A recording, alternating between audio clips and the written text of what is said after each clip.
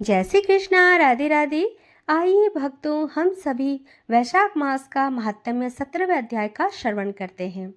ब्रह्मा जी कहने लगे कि जो वैशाख धर्म का पालन करता है और उसके गुणों का गान करता है, उस पर भगवान प्रसन्न होते हैं। ब्रह्मा जी कहते हैं कि हे यम, उस राजा पर मेरा कोई प्रभाव नहीं, क्योंकि विष्णु के भक्त का अशुभ करने की किसकी समानता। उनके भक्तों को जरा मृत्यु व्याधि का कुछ भी भय नहीं होता। सेवक को स्वामी ने जिस काम के लिए नियुक्त किया है, जब तक उसमें शक्ति है किए जाए, और जब कार्य करने की शक्ति न रहे तो स्वामी से निवेदन कर सकते हैं। उसी समय वह उऋण हो जाता है और इसे कोई दोष स्वामी का कार्य करने का नहीं लग सकता। अपना कर्तव्य कार्य करने में प्राणियों को कोई दोष नहीं लगता। हे यम, जब तुम इस कार्य के करने में असमर्थ हो तो तुम्हारा दोष ही क्या। जब ब्रह्मा जी ने ऐसा कहा तो यम अत्यंत दुखी होकर अश्रुपात करने लगा और अत्यंत दीन वाणी से बोला, हे पितामह, आपकी सेवा से मुझको सब कुछ मिल गया, परंतु अब मुझे अपने काम पर जाने की तब तक इच्छा नहीं है जब तक भूमंडल पर वह राजा राज्य करता है। जब तक इस राजा को इस कार्य में मैं चलायमान नहीं कर देता, मुझको विश्राम प्राप्त नहीं हो सकता। आप मेरे इस कार्य को सिद्ध कर दीजिए, तभी मैं फिर से शासन कर सकता हूँ। यम की यह बात सुनकर ब्रह्मा जी सोच में पड़ गए। थोड़ी देर विचार करके ब्रह्मा जब यम को समझाते हुए बोले कि हे यम, इस वैष्णव धर्म में परायण राजा का निग्रह तू नहीं कर सकता। यदि क्रोधवशात तू नहीं मानता तो चल विष्णु भगवान के पास चलते हैं, जैसे वह आज्ञा करेंगे वैसे ही किया जाएगा। ऐसा कह ब्रह्मा जी यम को साथ लेकर क्षीर सागर में गए और निर्गुण रूप परमेश्वर अद्वितीय पुरुषोत्तम भगवान की सांख्य योग से स्तुति करने लगे। इस प्रकार की स्तुति पर श्री विष्णु भगवान प्रकट हुए और गंभीर वाणी से कहने लगे कि तुम्हारे आने का क्या कारण है। क्या तुम राक्षसों द्वारा सताए गए हो? यम का मुख मलिन और कंधे क्यों झुके हुए हैं? तब ब्रह्मा जी कहने लगे कि हे प्रभु, राजा कीर्तिमान की आज्ञा अनुसार उनके शासन में तब मनुष्य वैशाख के धर्मों का पालन करके विष्णु पद को प्राप्त करते चले जा रहे हैं। इसी कारण सारी यमपुरी खाली हो गई। तो यम युद्ध करने के लिए राजा के पास गया और अपना दंड उठाकर राजा को मारने लगा, तो उसके पास आपका सुदर्शन चक्र ने उसको परास्त कर दिया। अब यह दुखी होकर मेरे पास आया है। अब हे महाप्रभु, आप राजा को दंड देकर यम की रक्षा कीजिए। ब्रह्मा जी की यह वार्ता सुनकर भगवान कुछ हंसकर कहने लगे कि हे ब्रह्मा जी तथा यम, मैं लक्ष्मी जी अपनी देह और प्राण भी त्याग सकता हूँ। श्री वत्स, कौस्तुभ मणि और वैजयंती माला का भी त्याग कर सकता हूँ। श्वेत दीप, बैंकुट, क्षीर सागर, गरुड़ और शेष को भी छोड़ सकता हूँ, परंतु अपने भक्तों को नहीं छोड़ सकता।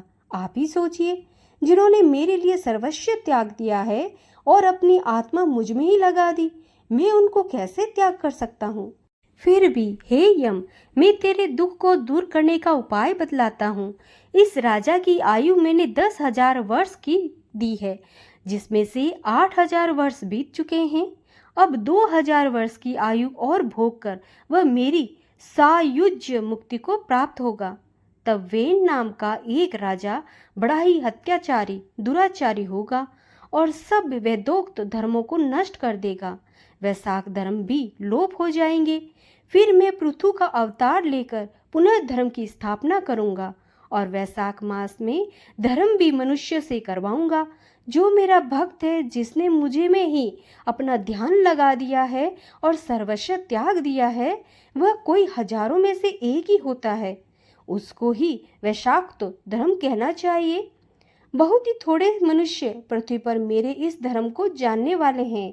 अब हे यम, तू किसी प्रकार से दुखी मत हो, तेरे काम की सिद्धि हो जाएगी। वह राजा तेरा भाग भी देगा। अपने अपने भाग को ग्रहण करने वाला दुखी नहीं होता।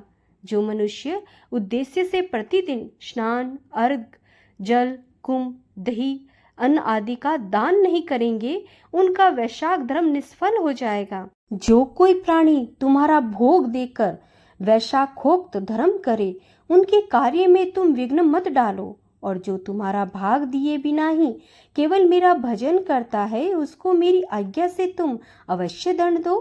उस राजा से तुम्हें भाग दिलाने के लिए मैं अभी सुनंद को भेजता हूँ, वह अवश्य राजा को समझाकर तुम्हारा भाग दिलाएगा। इस प्रकार हर तरह से यम को आश्वासन देकर भगवान अंतर्ध्यान हो गए। यम भी प्रसन्नता से अपनी पुरी को चला गया और फिर भगवान की आज्ञा से जैसे सुनंद ने राजा को समझाया, सभी ने वैशाख मास के धर्मों को यम को भाग दे दिया। इसलिए वैशाख मास में प्रतिदिन यम के निमित्त स्नान अर्घ आदि करना चाहिए, नहीं तो वैशाख के सब कर्म निष्फल हो जाते हैं।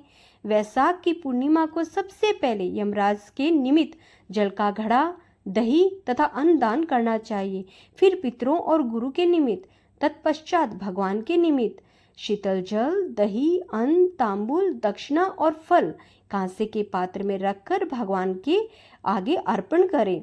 इस प्रकार राजा अपनी आयु को भोग कर अपने पुत्र और पौत्रादि समेत बैंकुट को चला गया। जब वह राजा बैंकुट को चला गया तो वेन नाम का महापापी और नीच हुआ। उसने सब धर्मों तथा वैशाख के धर्म को भी लोप कर दिया। तो भक्तों, यहाँ पर वैशाख का महात्म्य 17वां अध्याय समाप्त होता है। कल हम श्रवण करेंगे 18वां अध्याय। श्री कृष्ण गोविंद हरे मुरारी, हे नाथ नारायणी वासुदेवा। श्री कृष्ण गोविंद हरे मुरारी, हे नाथ नारायणी वासुदेवा। जय जय नारायणी नारायणी नारायण, लक्ष्मी नारायणी नारायणी नारायण। जय जय नारायण नारायणी नारायण, स्वामी नारायण